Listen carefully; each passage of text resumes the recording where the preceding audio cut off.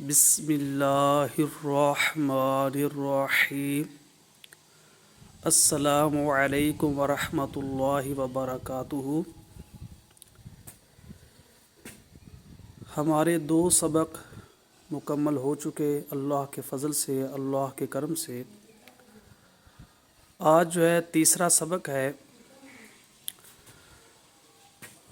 تو سب سے پہلے ہم ان کے مخارج آپ کے سامنے جو ابھی تک بیان نہیں ہوئے وہ بیان کریں گے۔ یہ جو الف ہے یہاں پر بھی آپ کو نظر آ رہا ہے، یہ ہے غیر مدہ۔ اس کا جو مخرج ہے وہ حلق کا نیچے والا حصہ، یہ آپ نے یاد کرنا ہے۔ دوسرا جو حرف یہاں پر موجود ہے وہ لام، یہ پیچھے بھی ہے، اس کے علاوہ یہاں پر بھی موجود تھا، وہاں پر بیان بھی ہو چکا۔ تو یاد رکھیں کہ لام، نون اور را، ان تینوں کا ایک ہی مخرج ہے۔ زبان کے کنارے اور اوپر والا تالو، اس کا آگے والا حصہ جو کہ منہ کی طرف ہے، یعنی اوپر والے دانتوں کی جو جڑیں ہیں نا، اس کے قریب جو تالو ہوتا ہے نا، وہاں پر جب زبان کا کنارہ لگائیں گے تو وہاں سے یہ تینوں حروف ادا ہوں گے۔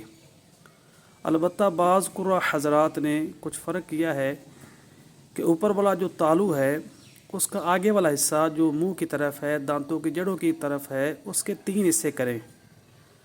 سب سے جو پہلا حصہ ہوگا اس سے لام ادا ہوگا، اس سے آگے والا حصہ یعنی جو درمیانہ ہوگا اس سے نون ادا ہوگا، اور اس سے آگے بالکل اوپر والے جو دانت ہیں ان کی جڑوں کے قریب والا جو تالو ہے اس سے را ادا ہوگا۔ تھوڑا سا فرق ہے، بعض نے کہا ہے کہ ایک ہی مخرج ہے، یعنی تالو جو ہے زبان کے کنارے جب تالو کے آگے والا حصہ جو کہ منہ کی طرف ہے اس پر جب لگائیں گے تو یہ تینوں ادا ہو جائے گی۔ بعض نے کہا کہ تھوڑا سا پہلے سے لام، اس کے بعد نون اور اس کے بعد را جو ہے وہ ادا کیا جائے گا۔ تو زبان کا کنارہ اور اوپر والا تالو کا وہ حصہ جو کہ منہ کی طرف ہے، اوپر والے دانتوں کے قریب، ٹھیک ہے، وہاں سے یہ تینوں حروف جو ہیں وہ ادا ہوں گے۔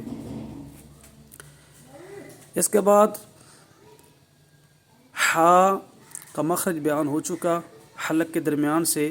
تو جس طرح پہلے کلمہ میں نے بتایا کہ ہا کی ادائیگی کا خاص خیال رکھیں، یہاں پر بھی ہا کی ادائیگی کا خاص خیال رکھنا ہے۔ بعض لوگ پڑھ جاتے ہیں ہیمی یا ہیم پڑھتے ہیں تو وہ دوسری ہا ادا ہو جاتی ہے، تو اس کو پڑھنا ہے ہیمی، نرحیمی۔ ہا کی آواز نکالنی ہے، اگر آپ نہ نکالی، حلق کے درمیان سے درست ادا نہ کیا، صحیح اس کو اس کے مخرج سے ادا نہ کیا، تو یہ ہا کی جگہ پر ہا ادا ہوگی، جو کہ لحن جلی کا ارتکاب ہے، اور ایسا کرنا حرام ہے، گناہ ہے۔ اگر معنی بدل جائے تو ایسی نماز جس میں معنی بدل جائے لفظ کا، ایسی نماز جو ہے ٹوٹ جاتی ہے، ٹھیک ہے۔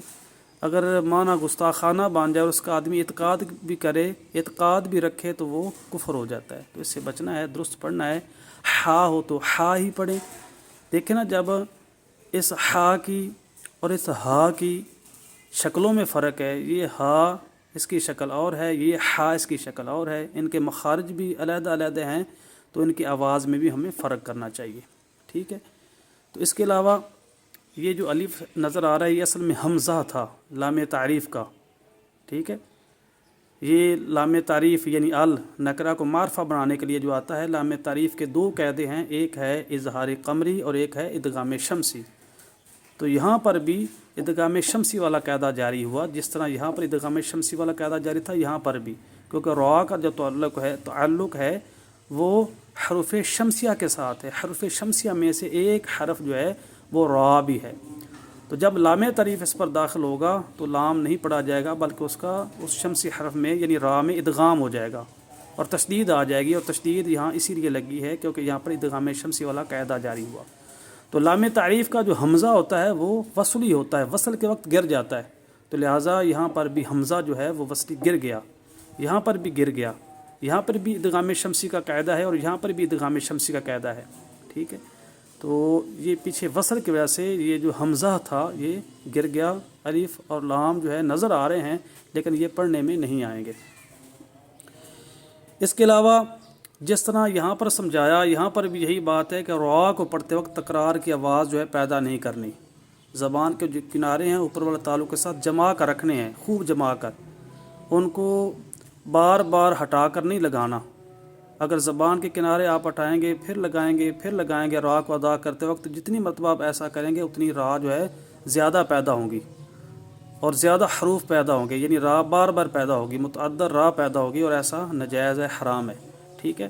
تو اس کو پڑھتے وقت اس طرح ادا کریں کہ را کی آواز اس طرح ادا ہو کہ اس میں تکرار کی آواز پیدا نہ ہو، خصوصاً جو مشدد را ہوتی ہے اس کو پڑھتے وقت جو ہے اس طرح ادا کیا جاتا ہے کہ ایک را نہیں بلکہ بہت سی را جو ہے وہ ادا ہو جاتی ہیں، تو ایسا غلط ہے۔ مثال کے طور پر نر نر نر اس طرح کر دینا تو یہ کتنی رائیں پیدا ہوگی۔ تو اس کی ادائیگی کو درست جو ہے نا، اس کے لیے یہی شرط ہے کہ را کو ادا کرتے وقت زبان کے کنارے جو ہیں بالکل ساتھ تعلق لگائے رکھیں، اس کو جدا نہ کریں، خوب جما کر رکھیں جب را ادا کریں، تو پھر جو ہے نا یہ غلطی جو ہے نا پیدا نہیں ہوگی، ٹھیک ہے۔ تو اس کے علاوہ یہ جو حرکات آپ کو نظر آ رہی ہیں، یہ زبر ہے، اس کو فتحہ بھی کہتے ہیں، جس حرف پر یہ فتحہ اس کو مفتوح کہتے ہیں۔ یہ زیر ہے جو علامت نیچے موجود ہے، اس کو کسرہ بھی کہتے ہیں، جس حرف کے نیچے کسرہ اس کو مکسور کہتے ہیں، ٹھیک ہے۔ ان کو حرکت کی بھی کہتے ہیں جب اکیلی مراد ہو، یہ بھی حرکت جب تینوں مراد ہو تو حرکات ہے۔ یہ تشدید ہے، جس حرف پر تشدید اس کو مشدد کہتے ہیں۔ مشدد حرف کو 2 مرتبہ پڑھتے ہیں، ایک مرتبہ پچھلے حرف سے ملا کر اور دوسری مرتبہ اس کی حرکت کے مطابق، ذرا رک کر ذرا ٹھہر کر، ٹھیک ہے۔ یہ دالنما جو علامت ہے یہ جزم ہے، اس کا دوسرا نام سکون ہے۔ جس حرف پر سکون اس کو ساکن کہتے ہیں، ساکن کو اپنے سے پہلے حرف کے ساتھ ملا کر پڑھتے ہیں، ٹھیک ہے۔ تو اب ہم آتے ہیں ان چیزوں کی طرف۔ یہ سب سے پہلی جو چیز آپ کو نظر آ رہی ہے یہ ہے قطعن۔ قطعن کا لغوی معنی ہوتا ہے کاٹنا، جدا کرنا۔ تو جب کسی کلمے کے آخر میں آپ آواز اور سانس کو ختم کر کے ٹھہریں گے اور ساتھ آپ کا ارادہ یہ ہوگا کہ اب تلاوت آگے نہیں کرنی، یہاں پر تلاوت ختم کرنی ہے، تو اس کو کہتے ہیں قطعن۔ لغوی معنی کاٹنا، جدا کرنا، اور اصطلاحی معنی کیا ہے؟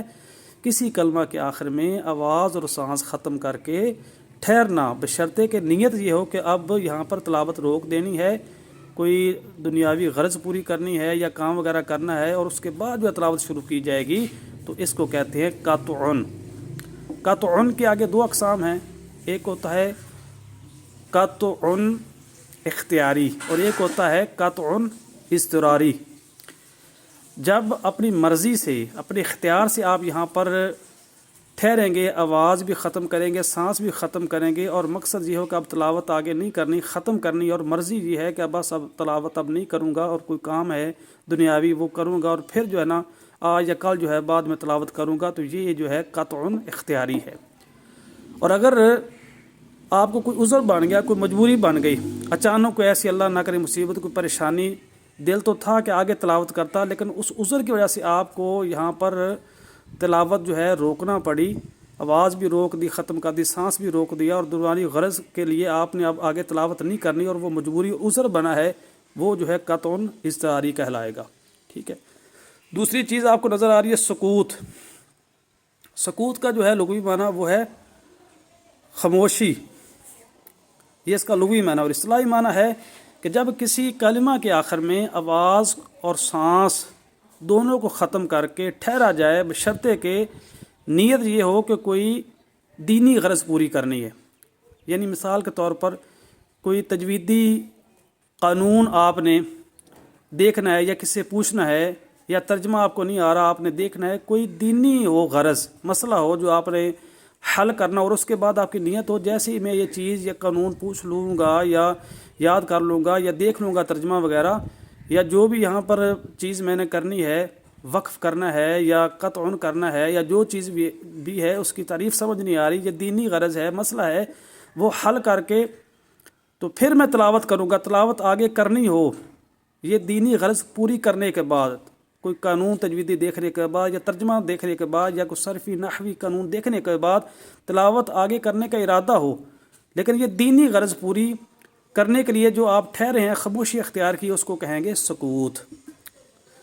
اور تیسری جو چیز ہے وقفن۔ اس کا لغوی معنی ہوتا ہے ٹھہرنا، رکنا۔ جب کسی کلمہ کے آخر میں آواز اور سانس دونوں کو ختم کر کے ٹھہرا جائے، بشرطے کہ نیت یہ ہو کہ ابھی آگے تلاوت جو ہے کرنی ہے اور کوئی غرض پوری نہیں کرنی، زیادہ وہاں پر ٹھہراؤ نہیں ہے، بس رکنے کے بعد سانس لینے کے بعد آگے تلاوت شروع کرنی ہے، تو اس کو کہتے ہیں وقفن۔ ٹھیک ہے، تو اب آپ کی یہاں نیت جو ہے، اگر تو آپ نے یہاں ٹھہرنا ہے اور آگے جو ہے تلاوت جو ہے نہیں کرنی تو یہ قطعن کہلائے گا۔ اگر آپ نے یہاں ٹھہرنا ہے اور کوئی دینی غرض پوری کرنی ہے اور پھر آگے تلاوت شروع کرنی تو یہ سکوت کہلائے گا۔ اگر آپ نے ٹھہرنا ہے آواز اور سانس جو ہے ختم کر کے لیکن اس وقت آگے تلاوت کرنی ہے تو وہ وقفن کہلائے گا۔ آگے وقفن کی کئی اقسام ہیں، ان میں سے ایک وقف تام۔ یہاں پر جو ہم وقف کریں گے وہ وقف تام کہلائے گا۔ وقف تام کسے کہتے ہیں؟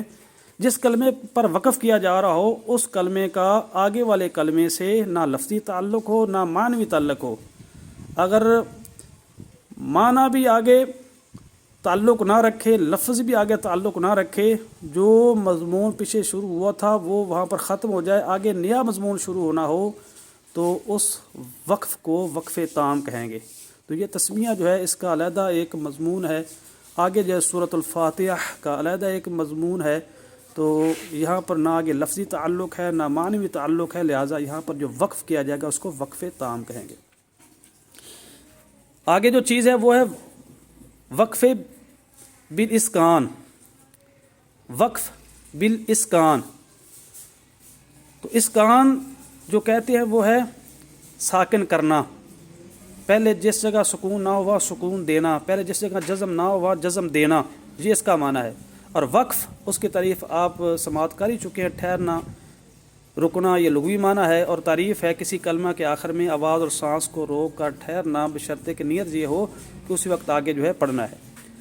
تو اب چونکہ یہاں زیر ہے، جب ہم یہاں وقف کریں گے وہاں جزم لگے گی، سکون دیں گے، تو جب سکون دے کر جزم لگا کر وقف کیا جائے تو اس کو وقف بالاسکان کہتے ہیں، یعنی غیر ساکن کو ساکن کر کے ٹھہرنا۔ زبر ہو، زیر ہو، پیش ہو، دو پیشیں ہوں، دو زیریں ہوں، الٹا پیش ہو، کھڑی زیر ہو، تو اگر ان میں سے کوئی چیز ہو وہاں پر اگر وقف کیا جائے تو وہاں پر جزم لگتی ہے۔ کھڑی زبر ہو تو جزم نہیں لگے گی، دو زبر موجود ہو جزم نہیں لگے گی۔ زبر، زیر، پیش، یہ تینوں حرکات، دو پیش دو زیریں یہ شامل ہیں، دو زبر اس میں شامل نہیں۔ الٹا پیش اور کھڑی زیر شامل ہے، کھڑی زبر اس میں جو ہے شامل نہیں ہے۔ جب ان میں سے کوئی چیز آگے جائے گی تو وہاں جزم لگے گی وقف کی صورت میں، تو اس کو کہیں گے وقف بالاسکان۔ تو یہاں وقف بالاسکان ہوگا۔ تو یہاں تک آج ہمارا سبق تھا، یہ ہمارا تیسرا تھا سبق۔ اللہ تعالیٰ اس کو قبول فرمائے۔ تو انشاءاللہ آگے جو ہے چوتھا سبق ہم شروع کریں گے۔ جزاک اللہ۔